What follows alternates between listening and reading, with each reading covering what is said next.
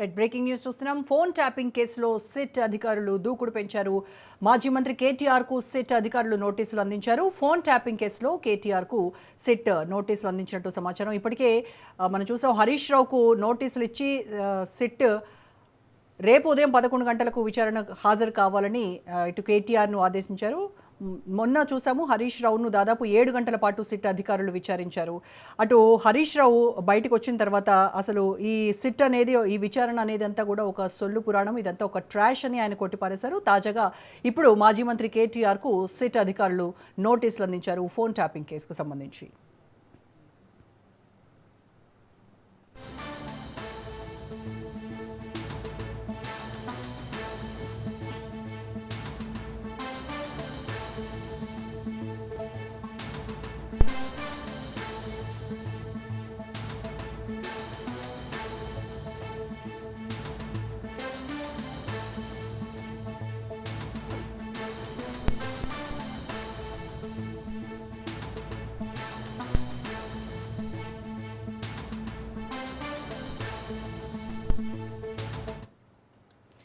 Right, phone tapping కేసులో SIT దూకుడు పెంచింది. మాజీ మంత్రి కేటీఆర్కు సిట్ నోటీసులు జారీ చేసింది. ఫోన్ ట్యాపింగ్ కేసులో నోటీసులు ఇచ్చింది. రేపు ఉదయం 11 గంటలకు విచారణకు హాజరు కావాలని కోరింది.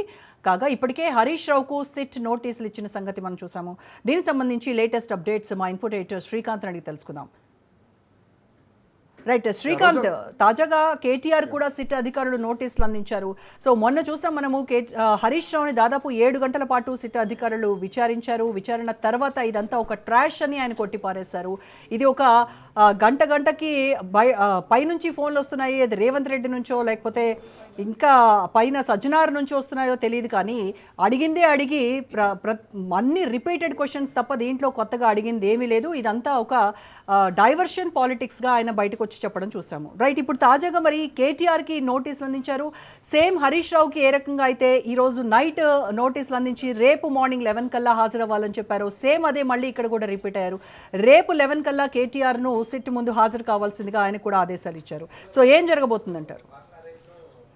రోజా, గుడ్ ఈవినింగ్. మొత్తానికి నందినగర్ నివాసంలో సిట్ అధికారులు పోలీసులు నోటీసులు సర్వ్ చేశారు. రేపు 11 గంటలకు BRS party working president Sircilla శాసనసభ్యులు కేటీఆర్ ఆయన విచారణకు హాజరు కావాలి. ఏదైతే ఫోన్ ట్యాపింగ్ కేసు ఉందో దాంట్లో 160 సిఆర్పిసి కింద నోటీసులు సర్వ్ చేశారు పోలీసులు. సో కాసేపటి కిందనే బంజారాహిల్స్లో ఉన్నటువంటి పార్టీ ఆఫీస్ దగ్గరలో ఉన్నటువంటి ఇల్లు ఏదైతే ఉందో ఆ ఇంట్లో పోలీసులు నోటీసులు అయితే కేటీఆర్ నివాసంలో ఇచ్చారు. అయితే సిరిసిల్లలో ఉన్నారు ప్రస్తుతానికి కేటీఆర్. సో కాసేపట్లో సిరిసిల్ల నుంచి హైదరాబాద్ రాబోతున్నారు. వచ్చిన తర్వాత కేటీఆర్ రియాక్షన్ ఎట్లా ఉంటుందన్నది చూడాలి. ఎందుకంటే గతంలో హరీష్ రావుకి ఏదైతే నోటీసులు ఇవ్వడం జరిగిందో సేమ్ యాజ్ ఇట్ ఈస్ నోటీసులు అనే చెప్పాలి. హరీష్ రావు విచారణ తర్వాత ఇందాక మీరు చెప్పినట్టు ఎగ్జాక్ట్లీ మొన్న 7 గంటల విచారణ, సుదీర్ఘ విచారణ తర్వాత హరీష్ రావు బయటికి నిజానికి ఆయన ఎక్స్ప్రెషన్ చూస్తే కనుక చిరునవ్వుతోటే వచ్చారు. సో ఈ కేసులు నన్నేం చేస్తాయని చెప్పినట్టు. అండ్ ఇక్కడ విషయం ఏంటంటే, ఇటు హరీష్ రావు కానీ ఇటు కేటీఆర్ కానీ 2 కేసుల్లో విచారణలు ఎదుర్కొంటున్నారు. ఒకటి కాళేశ్వరం ప్రాజెక్ట్ సంబంధించినటువంటి విషయంలో బీసీ ఘోష్ కమిషన్ ఇచ్చినటువంటి నివేదిక ఏదైతే ఉందో దాన్ని బేస్ చేసుకొని అటు హరీష్ రావును, మాజీ ఆర్థిక శాఖ మంత్రి ఈటెల రాజేందర్ను, కేసీఆర్ను విచారించారు. And the same time telephone tapping సంబంధించినటువంటి విషయంలో ఇప్పటికే హరీష్ రావును విచారించారు. For the first time political turn తీసుకుంది ఫోన్ ట్యాపింగ్. ఒక ఛానల్కి సంబంధించినటువంటి ఎండీ ఇచ్చినటువంటి స్టేట్మెంట్ రికార్డ్ చేసుకొని దాన్ని బేస్ చేసుకొని దాని ఆధారంగా హరీష్ రావును విచారిస్తున్నాను. అయితే హరీష్ రావు విచారణలో ఏ అంశాలు తేలినాయి కొత్తవి?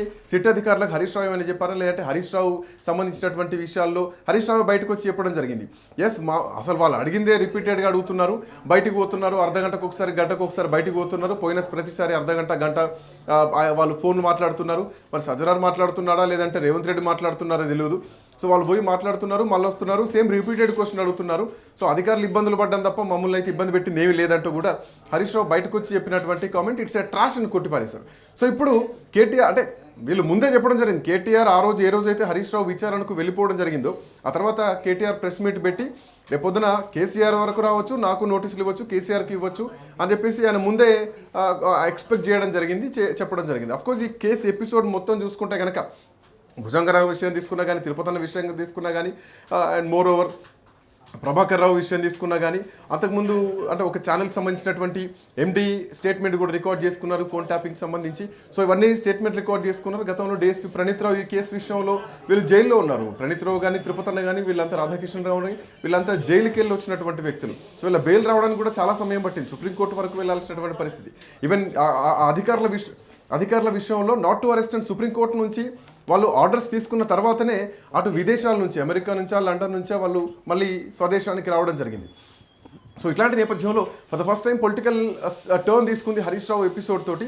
ఈ ఎపిసోడ్ తర్వాత ఇక నెక్స్ట్ మనం ఎక్స్పెక్ట్ చేయొచ్చు రోజా కేటీఆర్కు నోటీసులు వచ్చాయి. కేటీఆర్ రేపు పొద్దున విచారణ హాజరవుతున్నారు. సో మోస్ట్లీ మున్సిపల్ ఎన్నికల షెడ్యూల్ కూడా రాబోతోంది. మహా అయితే ఈ రోజు రాత్రికో లేదంటే రేపు సాయంత్రం లోపో ఎన్నికల షెడ్యూల్ కూడా వచ్చేటువంటి అవకాశాలనే ప్రభుత్వం కూడా సిద్ధంగా ఉంది. సో కీలకమైనటువంటి బీఆర్ఎస్ క్యాడర్ కూడా ఇంకా గ్రామ స్థాయిలో కమిటీ, మండల స్థాయి కమిటీలు కానీ, జిల్లా స్థాయి కమిటీలు కానీ, రాష్ట్ర స్థాయి కమిటీలు కానీ ఇంకా నిర్ణయించలేదు. సో ఇంకా నిర్ణయించాల్సినటువంటి అవసరం ఉంది. ఆ కమిటీల నియామకం జరగాలి. సో ఇట్లాంటి నేపథ్యంలో మున్సిపల్ ఎన్నికల సమయంలో అగ్రనాయకత్వానికి ఏం జరగబోతోంది? శ్రీకాంత్, నేను మళ్ళీ మిమ్మల్ని కాంటాక్ట్ చేస్తాను.